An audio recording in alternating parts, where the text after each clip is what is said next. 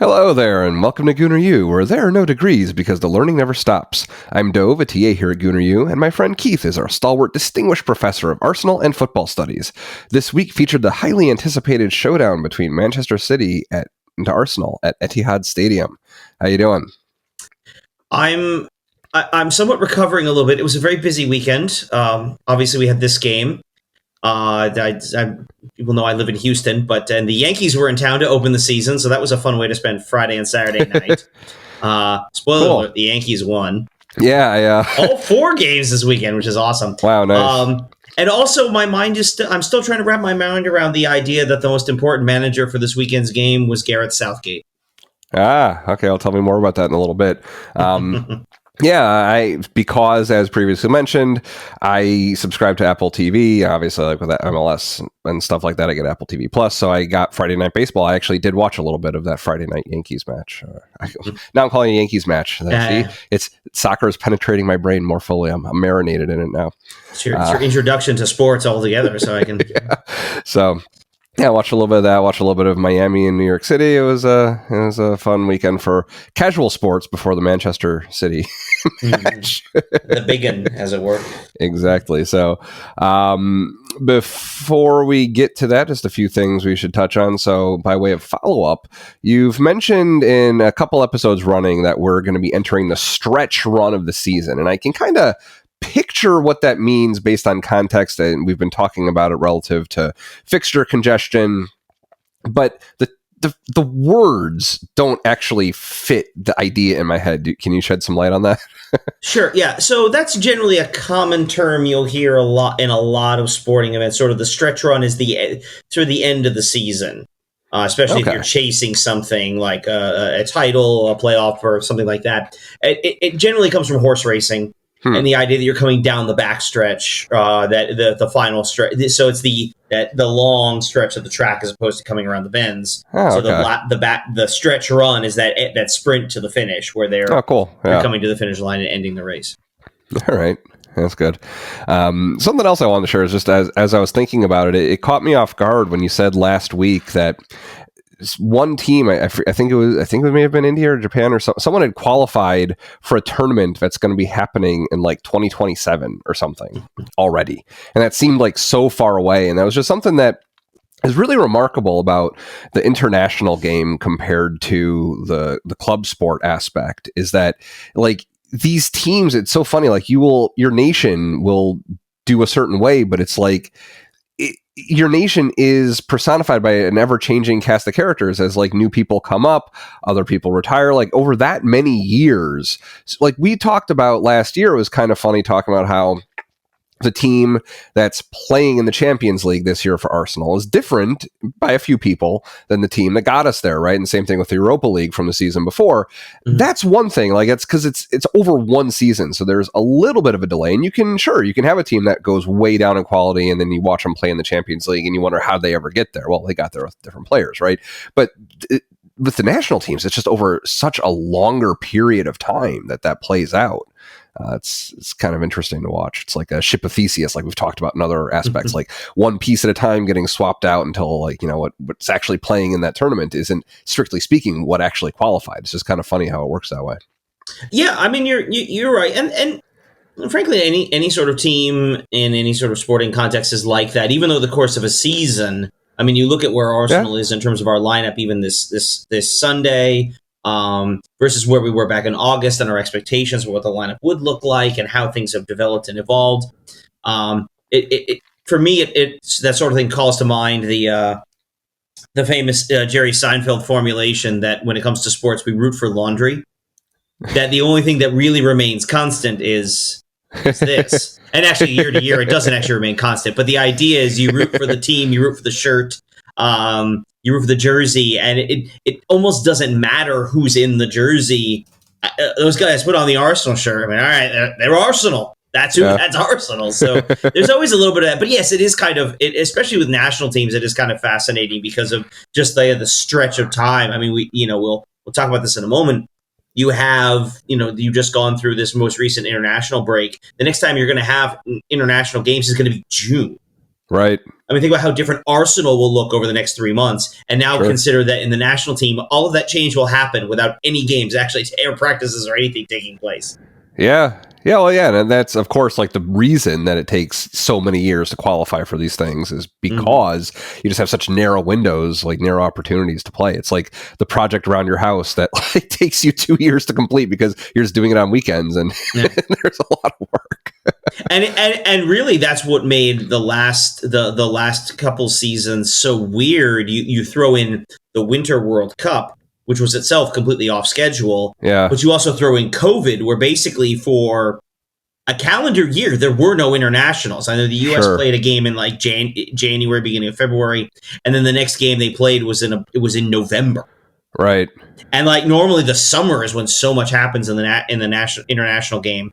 Sure. And so we talked a little bit about this. We got into a little of this, I think, in last season, how so much of that qualification for the World Cup was compressed, and what that did to those windows and all of that, what that did to the club game. And so now you're starting to see something that's a little more, quote unquote, regular, at least in terms of how it's being spaced out. But still, yeah, it's weird. If you only follow the national teams, all right, well, I guess you're not watching soccer for a couple of months. Yeah, right. Feast and famine. So moving on to some more timely topics. So it was interesting. So I've mentioned before, I'm on Arsenal's mailing list now, their email list, because I actually have ordered a jersey now from them, but I'd signed up in advance of ordering because I wanted to be notified when stuff got back in stock, things like that. So I am technically an Arsenal member, but not in the same way as someone who's actually bought a piece of a team or something like that. But yeah, the team is not publicly available. So okay, I knew a lot of teams were, and I thought that Arsenal membership would entail something like that. It doesn't. No, the actual ownership of the club is held by Stan Kroenke. I knew that was majority. I didn't know that was like the whole team. Yeah, he might. Well, I'm not sure the details on, but the amount of there's a difference between like owning, like being a part owner, as if it was the Green Bay Packers, for example, which are actually owned by them. Okay. That's good to know. Anyways, I mentioned all that by way of bringing up this email that arrived in my inbox at 9:00 this morning.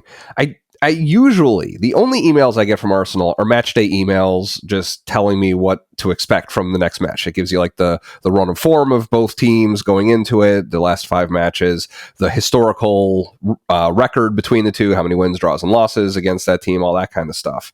And, links to interviews and stuff like that. You'll see Mikel Arteta talking about what to expect and things like that. This morning, this was a different email. So the subject was new Betway customers can get $150 in bonus bets. And there's an image that shows Odegaard and Jesus and Ben White. Bet $25, get $150. It feels wrong. It feels weird to me. It feels out of place and out of touch with their, I don't know, what I hope their brand would be, if not what their brand actually is. It's just, I don't know. I mean, we've talked about. I mean, betting is proliferated even in the U.S., and that's been a fairly recent development. It's fascinating to me. Not that I look at other people's phones during the course of the game, but the guy sitting in front of me at one of the games this weekend, I could see him there on his phone with one of those like in-game bet prize picks, one of those,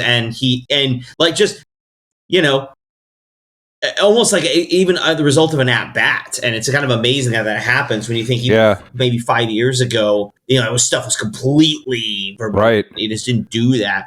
And now, of course, the Super Bowl was just held in Las Vegas. Europe's always had a little bit closer, a little bit more permissive relationship with gambling. I mean, I recall, as I think I've told you, like betting kiosks in the stadium, and this was 2006 when I saw this. Yeah. So this was a while ago. And we've seen for years, Betway has been a shirt sponsor for several clubs, other online gambling sites, a lot of them based outside the UK, mostly in Asia. Have been on there. Some of that's changing. They're being phased out, partly by league rules, but there is still. I mean, the idea of that being connected to the club is not terribly unusual. I mean, partly because we don't recognize those ads, but if you look at some of the ads that are rolling across the boards, even at the Emirates during a game, some of those are betting companies. Right. All right. So moving on to international competition that extended past when we recorded a little bit. So there's a couple more updates. So for Japan, we were apparently awarded a 0-3 win at North Korea, but there are some interesting circumstances. You want to elaborate on that? Yeah, we'll see since I can make of it. So first off, the 3-0 is the official result of a forfeit. So officially, the result of the game is that North Korea forfeited, and it goes into the books as a 3-0 win for Japan. And that's a FIFA rule? That's a pretty standard rule. So that applies across leagues, like even in Premier League, if there was a forfeit, that's the score. That's generally what you would see.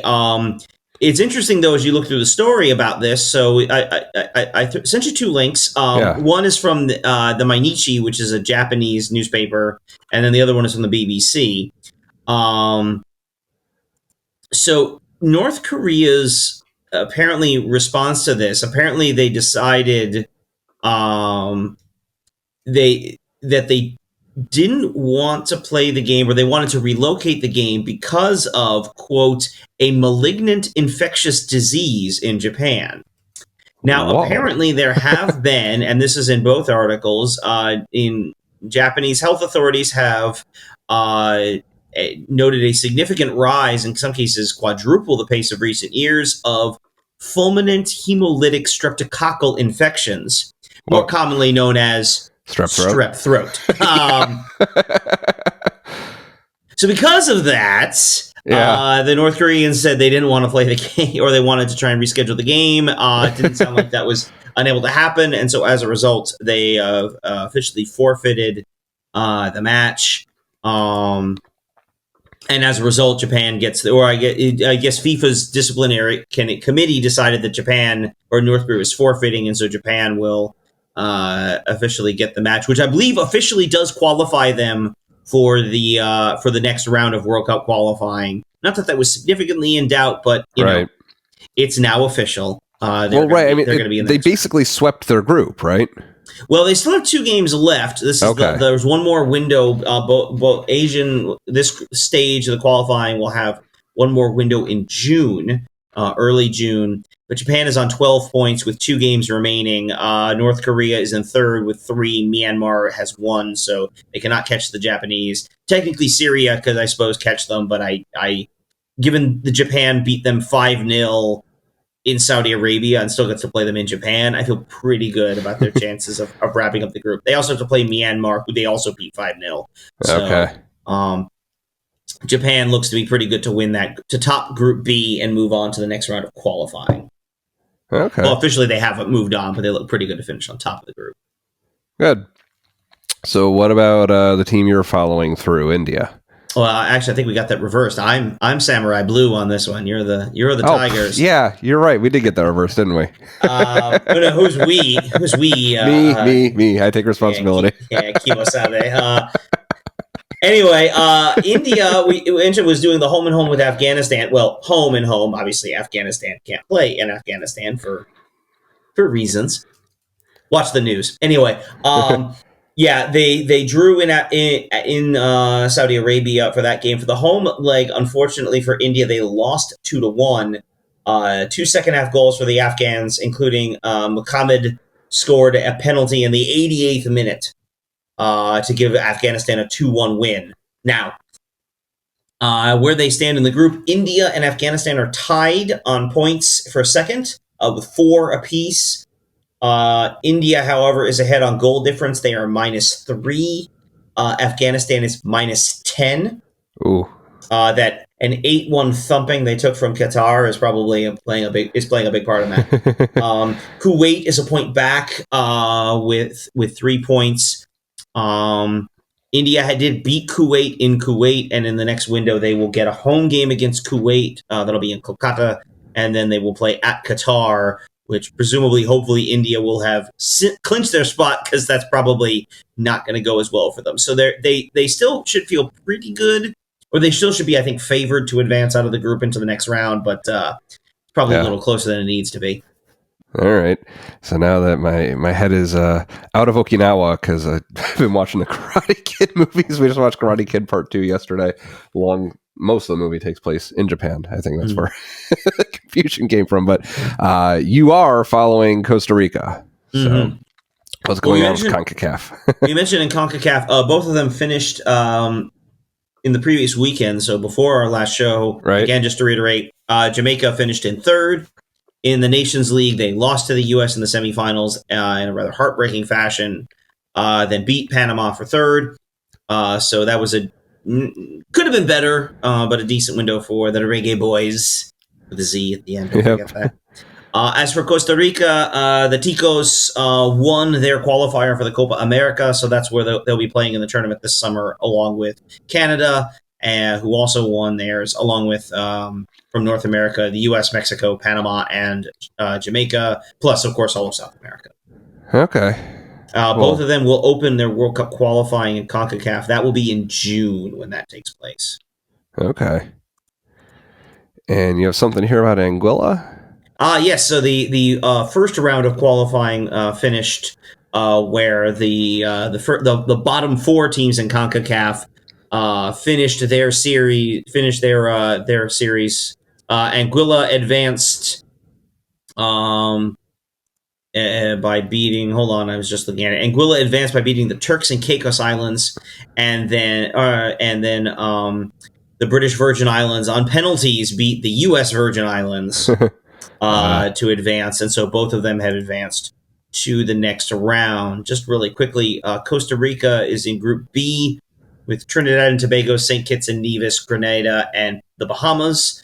And then first two games in June, will they be home to St. Kitts and then at Grenada.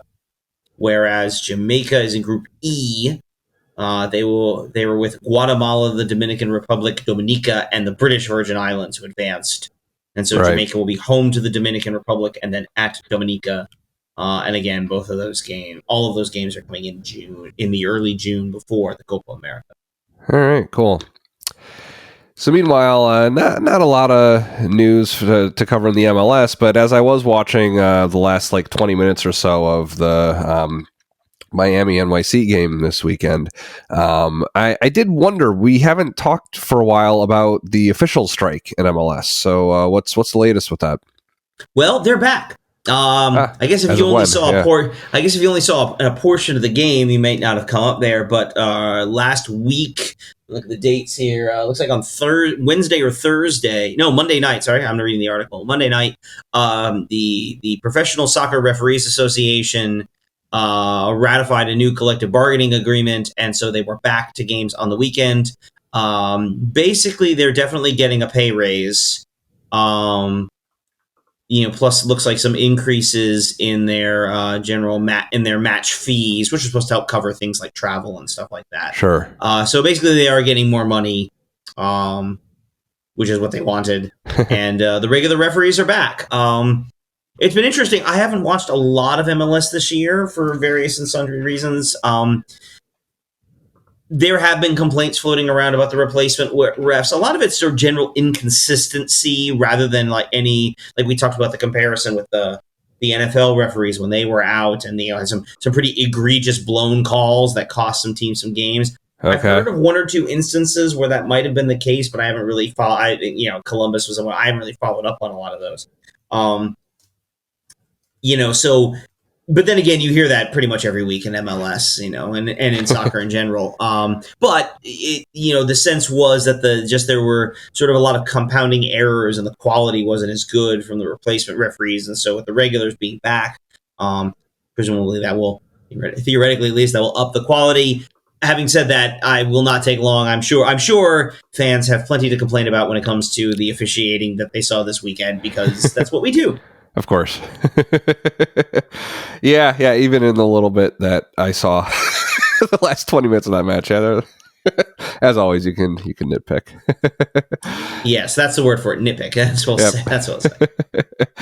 So, before we go into the Manchester City match, I want to tell you guys about a product that Keith and I use for making every episode of our show, which is, of course, Zencastr. Zencastr is a super easy platform that we use to record a podcast. You can log in with your browser and start recording a high-quality podcast right away. Record studio-quality sound and up to 4K video with your guests. Feel a sense of zen knowing Zencastr's multi-layered backups ensure you always have your recordings in the highest quality, even if the connection is unstable. It is an all-in-one platform, so if you've thought about podcasting before and you gave up thinking you needed a lot of different tools and services, those days are over. With Zencastr's all-in-one podcasting platform, you can create your podcast all in one place and distribute to Spotify, Apple, and other major destinations. So if that sounds good to you, you can go to zencastr.com/pricing and use our code Gooner, and you'll get 30% off your first month of any Zencastr paid plan. I want you to have the same easy experience as we do for all our podcasting and content needs. It's time for you to share your story. There's a link in the description to take you there. So, City. Yeah, this was it, man. The build up, I joked at the beginning about because we can talk starting about the lineup. I joked in the beginning about Southgate's role. From the start, we known Bukayo Saka pulled himself out of the England team in the last international break to deal with an injury. Declan Rice did not, and of course played all 180 minutes of England's 2 friendlies because, of course, he did. At the same time, there were several City players. Phil Foden played a good stretch for England as well. Kyle Walker played, and more interestingly, Kyle Walker did come off injured during one of England's games, and in fact was unavailable for City in this one. So it did take a little bit out of them, as it turns out. Again, interesting to see how they would have been with a more full strength squad, but we could say that about all of us, really. Oh yeah. Again, like we said, this stage of the season, everybody's a little bit nicked up, and that's what you've got. And both teams have tons of quality, right, all over the lineup, anyway. So I just realized I didn't notice Julian Alvarez playing. Was he there? I didn't see anything. I wonder if he's hurt. Who knows? Yeah, because I don't remember noticing him, and he's the kind of player who you would have typically at least a play or two in the match. If not more. Well, maybe. I mean, it's a lot of it comes from how you intend to set yourself up. And one of the things that sort of hurts Alvarez, he's a forward, but he plays on a team with Erling Haaland, who's arguably the best in the world. Right. So like, yeah, yeah. So I mean that's probably not getting a lot of. Probably not. Not going to get the same kind of run out that he would have otherwise. But I have to admit, I thinking about City's lineup, I didn't notice Alvarez or not notice he wasn't playing, so that's not why. I don't recall him being on the bench necessarily. Yeah. Okay. So obviously this was a scoreless draw. How do you feel about that? What was the mood in the pub? There's a little bit of frustration, mostly because we feel like there was a chance to win. Yeah. I think it was generally the feeling is positive, though. I mean, we've and you and I talked a little bit about this, sort of off air. I don't know if this conversation made it on there, but thinking about the past experiences we've had there, like last year, we got humbled when we went there. And over the last few seasons, we have been humbled going there. And there's just a level, there's just another gear that they have. We talked about this with Liverpool, too. There's just another gear that the title contenders have that we have not been able to match. And we've matched that with Liverpool, and we matched it with them. I mean, City had scored at least one goal in their last 56 home matches. Yeah. And we shut them out. And we shut them out, frankly, with them not looking very dangerous, which is immense. I mean, some of it was tactical. Some of it was, a little bit, some of it was a little bit of a brave defending. So, more just the skill level of our players involved. But, at the end of the day, we came away with a result, with a point at the Etihad by shutting them out.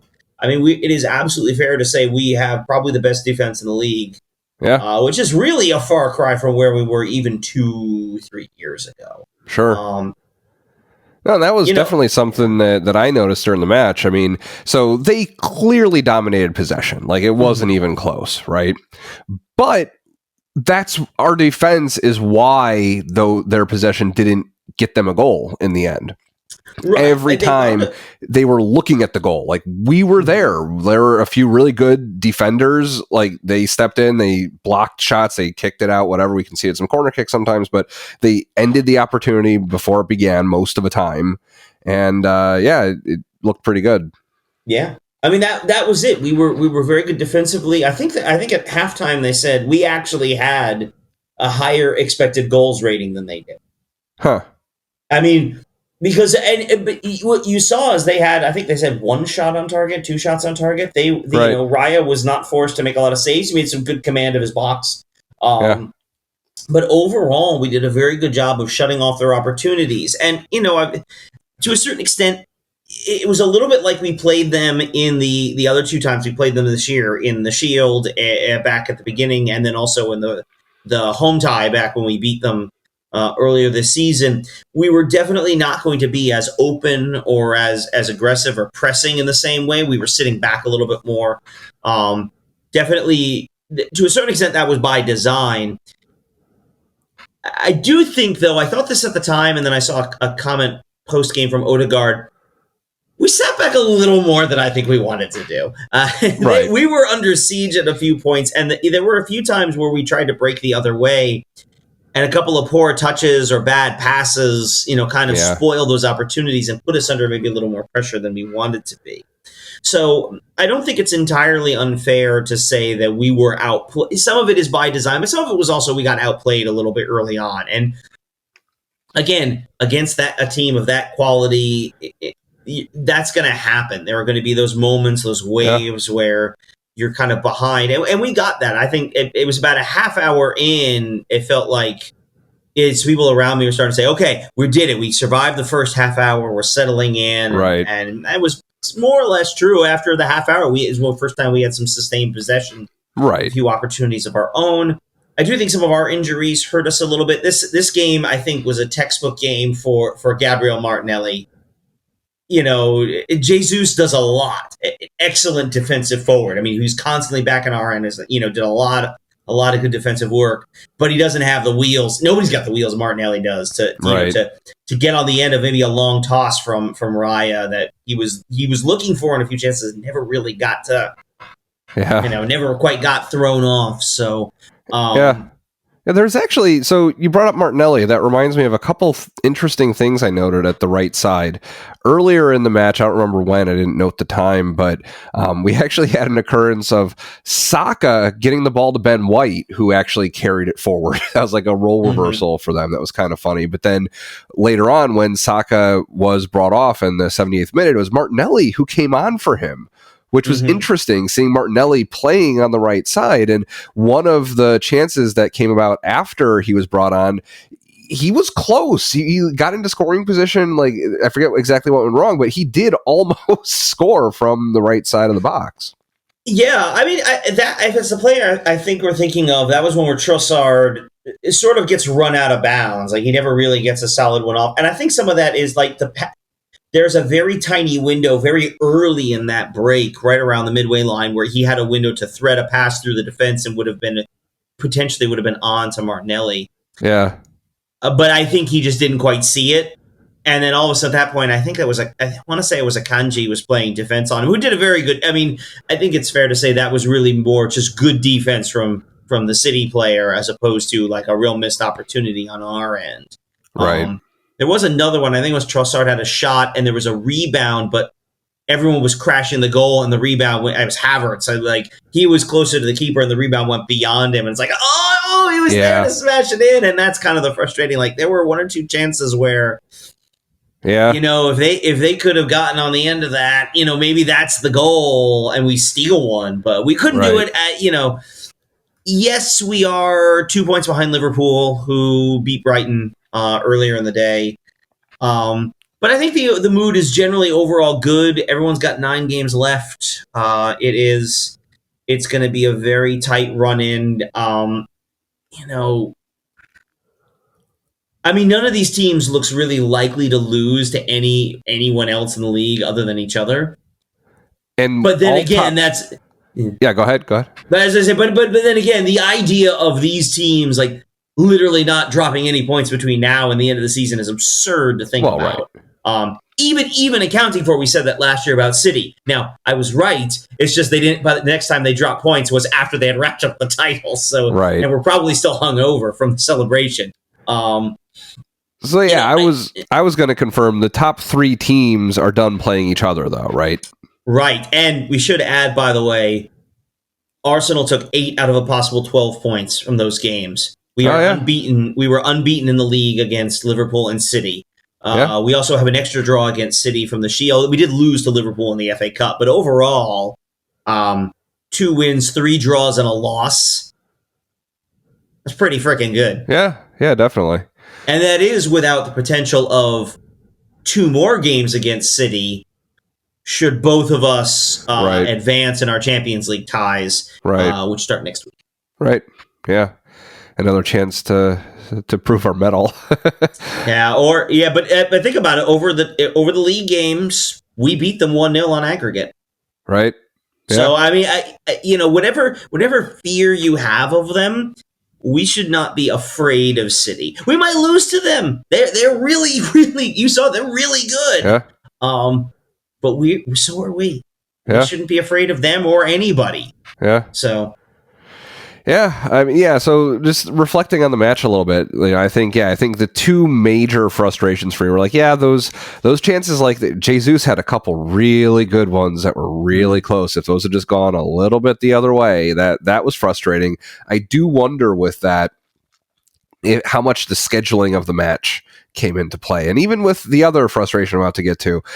If we weren't coming right off of an international break, which we've noted is like kind of us at our weakest this season. Could that have been a little bit better? Was there like just a little bit of rust? I mean, did Jesus play for Brazil? I don't think he went to Brazil. I don't think any of the Gabriels went. Okay. Gabriel Magalhaes went, but came back early like Saka, so I didn't think he was involved in anything. I mean, we talked about the impact it had on Kyle Walker and some other injuries. By the way, I'm looking at the lineup. Alvarez was on the bench for City, but did not come in. I think also, I don't think this is international related, but we saw Saka come off. I don't think he was not particularly great. I think his injury, whatever it was that kept him out of England, is legit. I think there is something. Yeah. Not serious enough he couldn't play, but obviously in a game of that, like, I mean, you think about what it takes for him to be taken off of a game. Sure. Well, we have to be up 4-0 usually. Well, right. It says something about him as a player that Arteta would rather have Saka at 90%. Like, we'd rather have 90% Saka than no Saka on the squad. He is as close to undroppable as there is a player. I think he's as close to undroppable as a player there is on this roster. But yeah, I mean. We've talked about. The international break maybe plays into that. It definitely plays into some of that a little bit. But I think City can say the same thing. Sure. In terms of and both of us have a lot of internationals, so that's just. I mean, given who these clubs are and the quality they have, yes, we have a lot of players who are going to be, off for some time. Sure. Who go off to those games as opposed to getting a break in those kind of stretches, which you might see for a club that's perhaps a little further down the table. Yeah. So the other big frustration for me was like what you talked about, just the sloppiness, like where we just carelessly give it away. And a lot of that is probably on City. Like, they had extreme pressure on us. Like, they did not give us a chance to think. And what it seemed like to me, what I noticed a lot of the time throughout the match, is we'd get the ball and it would look like we were surprised, like, well, we got the ball. And then by the time they decide what they're going to do with it, like, they just throw it away, because it's like ordinarily when an Arsenal's firing on all cylinders, and again, they were firing on almost all cylinders. So it's not saying that they did badly. Obviously they didn't. But when they're doing that little bit better to actually pull out a result, no matter what circumstance in which they find themselves receiving the ball, they always know where their teammates are. With usually like one touch, they get it to someone who can carry it forward, do something, make a play, right? And it was just, that wasn't there. That wasn't clicking. Like, we'd get it and like, and then kick it away and end up turning it over. Like that was frustrating to see. And that happened multiple times. It wasn't so much like sloppy passes, so much as just like dumbfounded passes. Yeah, I mean, again, some of that was the City, and some of the stuff I've heard post game is we'll call it fatigue, but we should think about it not as so much as physical fatigue. Though I think by the time we got to stoppage time, you could tell like there were one or two chances maybe we could have broken, and they just had they both teams collapsed at the end. The players just fell over on the field because they were exhausted. But it's that mental exhaustion or mental fatigue, and defending for that much time takes so much out of you. That's essentially how City scores: is they just put you under so much pressure, and eventually teams just crack. And so they were able to, in this case, we were able to hold our nerve defensively, both physically but also mentally, able to hold our position. And we got to give credit in particular to the center backs. We talked about what a monster Haaland is. Typically, in the last few games, we talked about him and Saliba and what a change it has been this season. Saliba was hurt when we played them. We played them, 3 games in like a month last season. Here, Saliba was out for those. Here, he's healthy, he's playing, did very well in those first 2 games. This one felt a little bit more like Gabriel, who, I think if I had to pick one, I think Saliba's the better player. He's definitely is a more elegant player. He sort of glides a little bit, makes things look a little more easier, is a little smoother on the ball, better passer. Gabriel's an excellent central defender, but he's a little more rugged. And he and Haaland had those are 2 big men. Just that was overall, this was a physical game. Yeah. Well, so that leads me to ask you, what picks would you, or what nits would you like to pick about the officiating? How did you feel about the officiation? At the time, there were during the course of the game, there were a handful of inconsistencies, and I think there were inconsistencies throughout. One of the things about Anthony Taylor, who I'm not surprised he was the official, he's one of the senior officials, he's experienced, he's done a lot, he's been around for a while, so it makes sense that he would referee the game of this. The referee draws are not random. The league absolutely, for a game like this, absolutely makes sure they have a senior official around. Taylor is a guy who definitely has a let him play philosophy. And I think we saw that. I felt there were some inconsistencies, but also, in sort of the cold light of day, we definitely got away with a little bit more, I think. And that's part of the nature. A lot of fouling is generated by possession. When you foul because you don't have the ball. So the fact they had the ball 70% of the game or whatever it was means we were just more likely to foul. Right. Which we did. I more than anything else, I appreciate the delicious irony of Manchester City players and fans bemoaning rotational and cynical fouling, given they are masters at that. And I have a response that I cannot give on this family-friendly show, but let me just say, hurts, don't it? I don't. We played a little Porto. I think we talked about we talked about how frustrating it was to play against them. We did some of that, and Raya got the yellow for time wasting later on. So did Jesus, I think. Jesus, I couldn't quite tell on that. Yeah, me neither. But we had thought when it came out that it was for dissent, that he was, barking at the official for some call. And again, how many times did we see City players running around doing the card thing? It's like, I thought we were carding that, but I guess not. I thought it was time wasting, seeing the way that Jesus was grinning afterwards. Like, that seemed like, oh, come on, you're going to call this time wasting? Someone made a comment afterwards. I saw somewhere that they're actually in that setup. It was supposed to be a free kick to City, and he picked up the ball and sort of made a show of like walking it towards him. It's like, okay, I know, so he's smiling, going, I know what you did there. I have to say though, it was a very cagey game because I did not think City. I thought City took a long time setting up set pieces, setting up corners, that kind of thing, and not in a time wasting sense, but it felt like they were being very deliberate with how they were doing that kind of thing.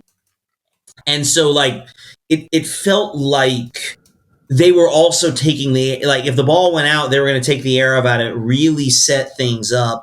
Yep. And yeah, I mean, they've had some free kicks in some dangerous areas, and it was the corners they got, I think, their best chance of the game. Right. I wouldn't call it a shot so much as a deflection off of Nathan Ake, but it hit David Raya, and he was able to pick it up, and it was fine. Definitely a little bit of the heart in the throat mode. Yeah, exactly. Okay, yeah, that was it. But yeah, it was a very deliberate game. There was a lot of intensity. You could tell. This is what a cup final looks like. This is what a game of high intensity looks like. It's two teams. It's interesting as we were watching this. Started about 9 a.m. This was a 10:30 a.m. kickoff for us in Texas. At about 9 a.m., the Arsenal women kicked off the Conti Cup final, which is essentially the League Cup for the women's game. Okay. They played Chelsea, and that game went into extra time. Arsenal won, so congrats to the Arsenal ladies for beating Chelsea and then winning a trophy. Yeah. Cool. Actually, a rather frightening moment in that game.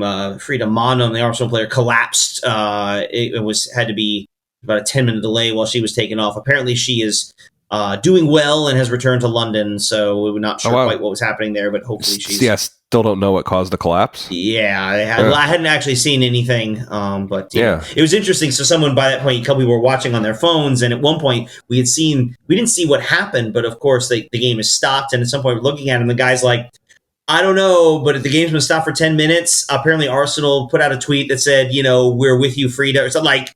Wow. Oh wow! Like this is whatever it is isn't good. But it wasn't until after the game we had heard that. But right. But they won that, and so but the same kind of thing. The bits and pieces I saw of that and in the commentary there, it was a cup final. It was a very cagey game. Teams weren't quite going at it in the same way. There's a lot of really sort of feeling out. If we were to find ourselves. And this is as a hypothetical. This is not me saying it's even likely possible. But if we were to find ourselves, say, in the Champions League final, you're probably going to see a game that looks a little bit like this one. Not so much the 70% possession or sitting back, but just that sort of very, very deliberate, very cautious. When the ball goes out, you take your time to get set up, make sure everything's quite right. There's some of it's nerves and some of it's the coaches really sort of wrap their hands around the game and try to strangle the chaos in some ways, if you will. You take your time setting up, except for that one throw-in Saka made. Like, he took it so fast. We definitely caught them off guard, and Havertz almost was able to take a shot off of that, but didn't quite work out. Yeah, and so things can go that way. But no, I take your point generally. Yeah. So just a few questions for this. First of all, as you mentioned that both teams have a bunch of internationals, I want to clarify our use of that phrase. So is someone an international playing in the Premier League if they play for their national team or just if they're from another country other than England? Yes. It depends on the context. It depends on the context. It's one of those words that depending on the context it's used in. In this case, when I was using it, they're internationals is a way of saying they play for their national team. You'll also will hear it as international players, which becomes a slightly more polite or politically correct way to say foreigners, not English or British. It's interesting. Scots and to a lesser extent Irish aren't really considered foreigners in this context. In this case, internationals was referencing players who also play for their national team. Yeah. Okay. Also, I noticed a special crest in the center of the jerseys that Manchester City was wearing, and all I could make out from it was FIFA. Did they end up winning the Club World Cup? Is that like a crest, like to go along with their gold Premier League patch? They've got a gold FIFA patch also. Yes, they have the gold Premier League patch, and then the gold. That is the Club World Cup trophy. Okay. I don't know why they're wearing it here. I guess I don't know where else you would. So yeah. They've started this habit in recent years of teams wearing, especially in international tournaments, the champion wearing a patch there. Like you'll almost certainly see Argentina in 26 wearing the World Cup champions patch. The big place you see this is in Italy, where it's called the Scudetto. the little shields, where the reigning champion will wear. I mean, it's like a basic shield design with the tricolor, the red, white, and green, and they've done that for years. And you sort of see that adopted in other cases. For a while, MLS tried it and just came off looking kind of weird. So they did again as the dozen different things MLS has tried to decide what their look really is. They tried that for a couple of years. It's probably better they don't do that, to be honest. All right. But yes, that is for the FIFA Club World Cup, which they won, I want to say in December or earlier this season. Yep. One of the many things that this team has won recently. So last question, something that I noticed that I haven't seen from other teams that I've noticed, definitely not Arsenal. It seems like Kevin De Bruyne took their corner kicks from both sides. Mm-hmm. Is that as uncommon as it seems like it is to me? Yes, because Kevin De Bruyne is really good. Well, yeah. But I mean so is Saka, right? But he only kicks them from the right side. And then we had Martinelli and then we switched to Declan Rice. Like, you don't see Declan Rice doing it from Saka's side, Right. Typically, it's about who has the stronger foot from that side. The difference here is you have Kevin De Bruyne who can do just about anything as a midfielder. So you have that weapon, and so that they use it. Is really the way to say it. Yeah, that makes sense. So if you don't have anything else to talk about with this match, you want to discuss player of the match? Well, I do want to throw in briefly, because I think it'll play a little bit into what's coming up next week. I do want to throw in, we saw Tomiyasu and Partey come on. We talked about the subs that came on. Both of them were definitely a little rusty. But I think in particular, Tomiyasu, Kivior has done a really nice job for us as a deputy left back, but he's not a left back; he's a center back. Okay. And having Tomiyasu had a few plays here and there, he's able to turn a defender and actually start a counterattack or potentially start a counterattack. And I think as he in particular gets back up to speed, I think he's going to be really helpful to us. Thomas Partey as well. We may talk about this a little bit more on the sort of the looking ahead bit, but I think I would really like to see both of them get more significant minutes when we play Luton in the midweek. So sure, me too. So shout out to the two of them for coming back again. We had a deep bench. We have a deep bench. Most of our bench is back at this point. So yeah, mm-hmm.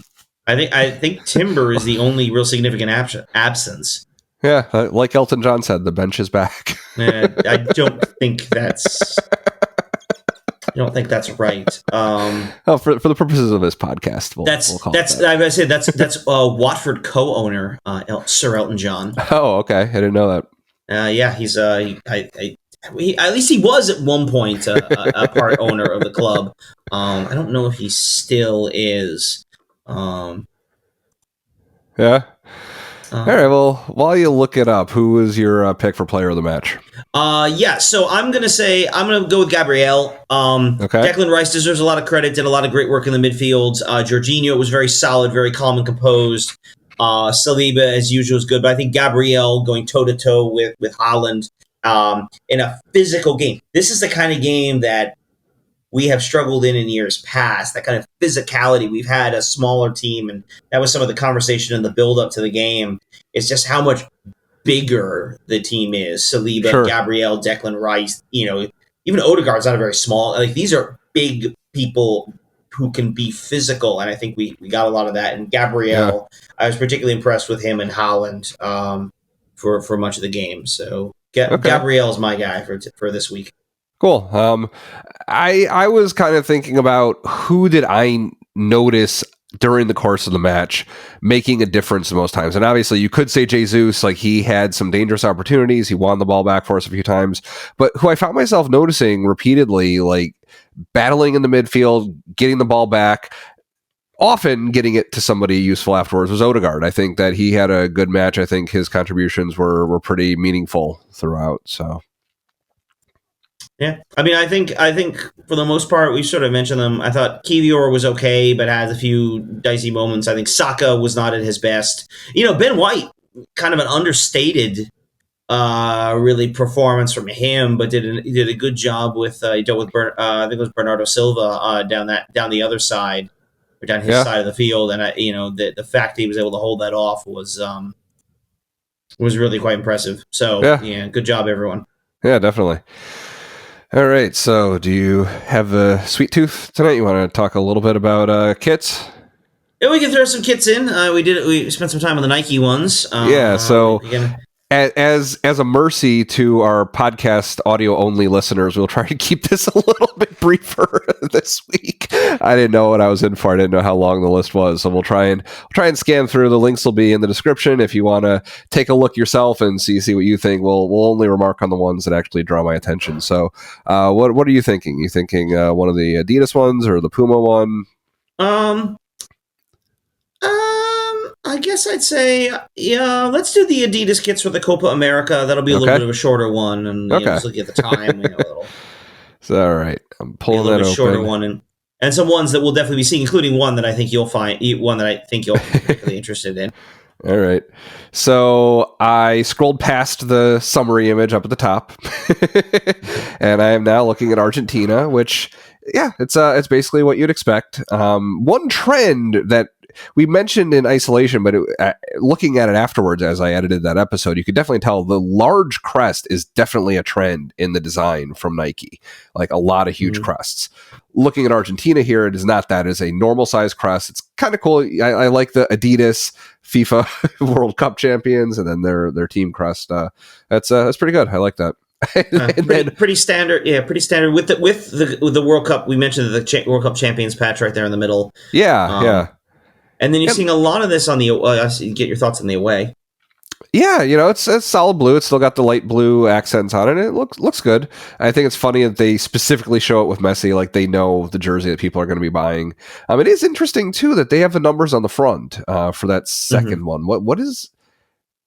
I guess if you don't order a player-specific jersey, then that's what they were showing in the first one. So if you got a player jersey, they have the numbers on the front, but that's not too common. You see the numbers on the front of the shorts and then on the back of the shirts usually. So that's interesting. Well, remember on a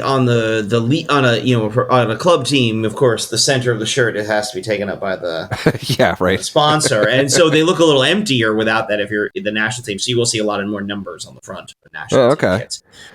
You'll notice an Adidas templates there is a little bit more. They've got those kind of horns running up the sides of the lower part of the shirt, and you'll see there Argentina has blue and white stripes in them, and you'll see those a little bit more consistently in some of the designs. Just to highlight that. I see the same thing for Chile, for Colombia, just like kind of their national colors. Whoa, okay, let's talk about Mexico.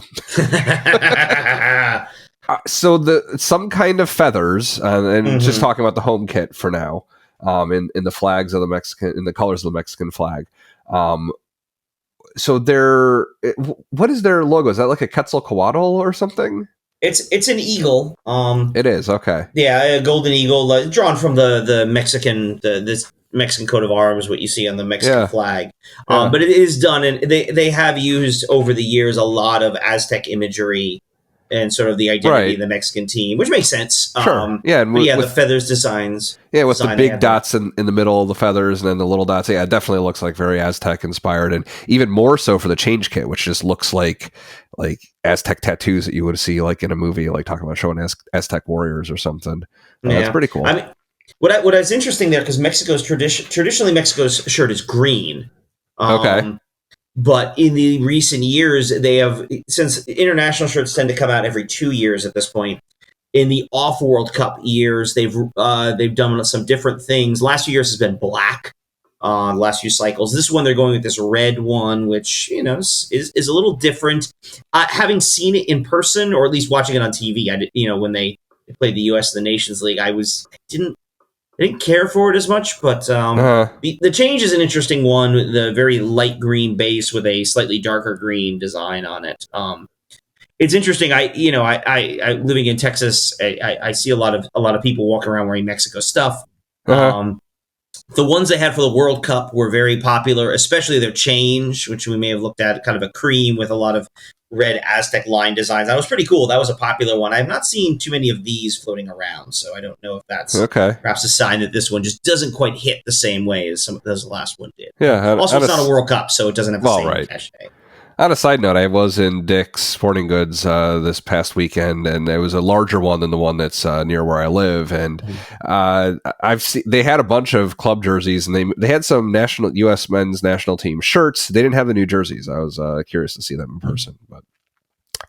Yeah, so going down, we've got Peru has a sash. That's interesting. That's a traditional Peru white with a red sash. Yeah. Typically, their away kit is red with a white sash, but they went black this year. Yeah. And then Venezuela looks nice. Their home jersey reminds me of our high school alma mater, Arlington. It's like a crimson and gold, maroon and gold color. Yeah. La Vino Tinto, that's Argentina's color, Venezuela's color, the dark that they've always gone with that maroon, dark red currant, whatever you want to call it. Yeah, that's interesting because their flag is more of a primary red, which you see in the center of the crest on the shirt. So, yeah, interesting. And then the change kit is kind of cool, kind of a unique little swooshy kind of line art. Kind of design. It's not bad. Blue and yellow on a white shirt. So yeah, not bad. Not bad efforts from Adidas all around. Yeah, I'm not in love with Colombia or Mexico necessarily, but yeah, not too much of it. At least Colombia, Chile, like it's inoffensive. It's just kind of bland more than anything else. But yeah, I think let's call it there. I think that's enough kits for today. So what's coming up for next week? So next week, in the coming week, we're back on the horse. We have got to get our heads focused. We're going to play Luton Town at home. Last I saw, the game was supposed to be on USA. Yep. I'm hoping to see some rotation. I would like to see a little bit more with maybe some Party and Tomiyasu in particular to help them knock that rust off. But this is a game they've got to have their focus. But it's at home. Luton we know is not good. On the other hand, Luton also could very well have beaten us back in December when we played them up at Kenilworth Road. So it'd be nice to. Put some goals back past them and put that one to bed early if possible. Allow a bit of rotation as we move into this, very congested period of potentially 2 games a week for a while. And then on Saturday, this is one of the more difficult ones we have. One of the difficult ones we have left. We are at Brighton. Brighton is a team that's traditionally given us a lot of trouble. They gave Liverpool a lot of trouble on Sunday. That is a dangerous game against a dangerous opponent. So again, need to have our heads on. And then it'll all lead into next Tuesday. Next Tuesday, right after our next show, Bayern Munich at home, first leg of the Champions League quarterfinals. Here we go. Here we go. Yeah, it's funny. I do remember when I was coaching U8 in the fall, one of the girls on our team, she was wearing a Bayern Munich jersey. So it seems like her father at least seemed like a fan. So that was hopefully I get a chance to talk to him about it if I see him on the pitch during our spring season. So anyways, I think that'll do it for this week. Thanks for joining us at Gooner U. If you're watching on YouTube, you can also listen to our show on Apple, Spotify, and some other places. If you're only listening, try watching us on YouTube. There's a link in the show notes to take you there. Wherever you watch or listen, join other smart and considerate listeners like yourself and subscribe, rate, review, and share the show. Thanks again to our sponsor, Zencastr, and you can find us on Twitter to get updates and ask questions. Check out our description for links to everything we talk about, our sponsors, and our Twitter pages. Again, my name is Dove, and you can find me on Twitter at DoveFrankel. With me, as always, is Keith, and you can find him in a pub watching Arsenal matches. Come on, Arsenal.